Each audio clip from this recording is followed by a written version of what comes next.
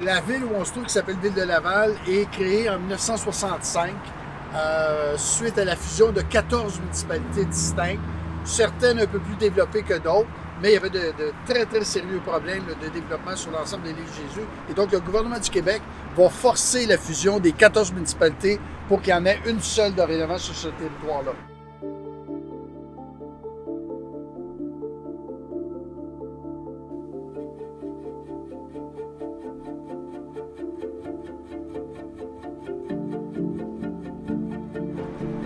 En 1970, Laval va adopter un schéma d'aménagement.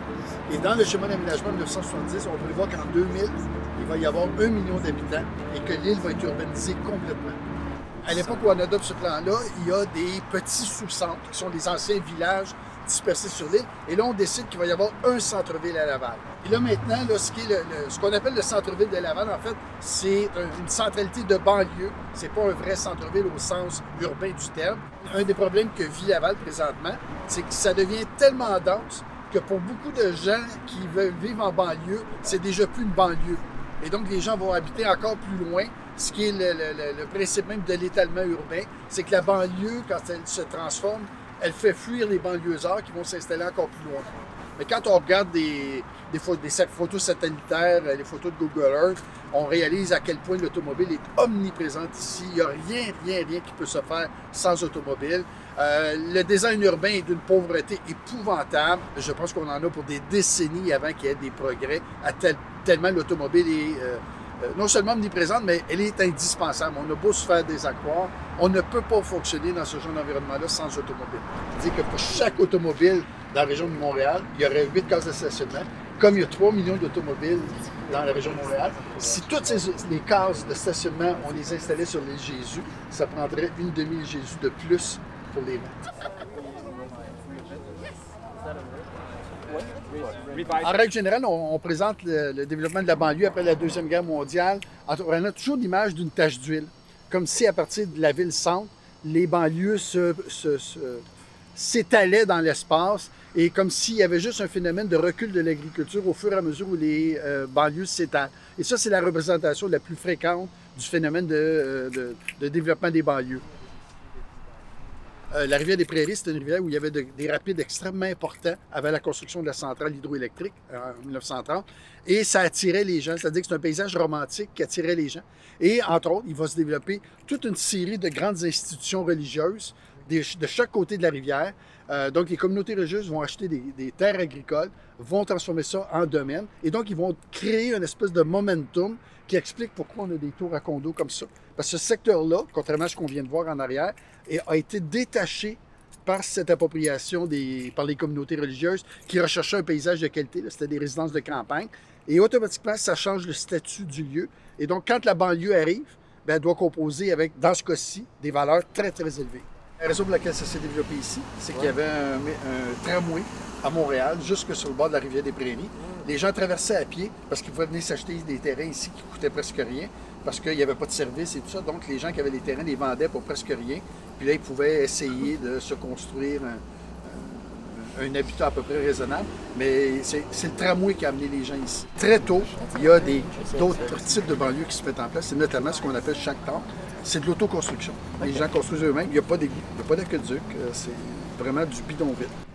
Et c'est pour ça que le paysage architectural est très, très contrasté. Il y a des maisons de toutes sortes de dimensions, avec toutes sortes de matériaux. C'est le propre de ce genre de banlieue d'être très, très hétérogène. Et même dans le temps, même quand ça se transforme, ça reste comme ça. Ça reste très hétérogène. Une des caractéristiques de ces quartiers, c'est d'avoir des problèmes socio-économiques, de même nature que les vieux quartiers industriels de Montréal. C'est moins intense, mais c'est exactement le même genre de problème. Des familles monoparentales, des gens sous-scolarisés. C'est ça aussi des caractéristiques de ces quartiers-là. Et ça change très, très, très peu.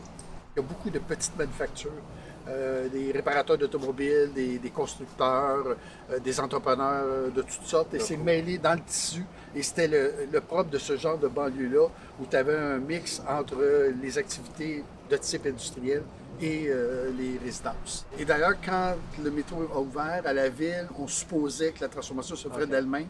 Et on est obligé d'intervenir présentement parce que ça ne se fait pas tout seul. Ça ne fonctionne pas, la dynamique ne s'enclenche pas.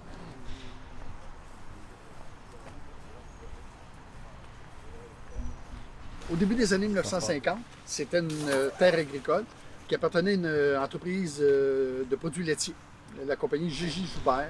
Un des fils Joubert, qui était agronome de formation, était allé aux États-Unis au début des années 1950 et il avait visité des nouveaux quartiers résidentiels dans le sud des États-Unis, en Californie.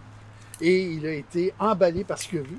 Et donc, il a décidé de vendre, pas de vendre, mais de vendre des équipements de la ferme et de transformer la ferme en quartier résidentiel. C'est un type architectural qu'on appelait ranch, qu'on trouvait beaucoup en Californie. Et vous en avez quelques exemples. Celui-là, il y en a eu, je pense qu'il y en a eu au-dessus de 250 qui ont été construites, à peu près toutes identiques. Les autres là-bas, c'est la même chose. Okay. Caractérisé notamment par un toit plat, ce qui n'est pas très bon pour nos hivers. Un rez-de-chaussée où la porte est directement au niveau du sol. Quand on a 1 mètre de neige, c'est pas approprié. Et tous les bâtiments à l'origine avaient un carport. Donc pas un garage fermé, mais juste un carport. Actuellement, il y a un mouvement à l'échelle internationale, dans tous les pays occidentaux, il y a un mouvement actuellement de valorisation du patrimoine moderne. C'est vraiment une tendance très lourde et on ne sait pas comment faire. Contrairement au patrimoine traditionnel, le patrimoine moderne, on ne sait pas trop comment le prendre en charge. Et on est à un moment de renouvellement complet de la population.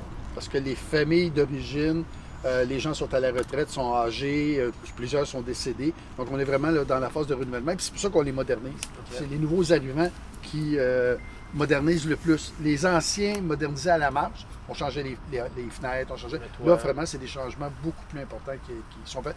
Donc, c'est un renouvellement complet de population, c'est classe moyenne supérieure.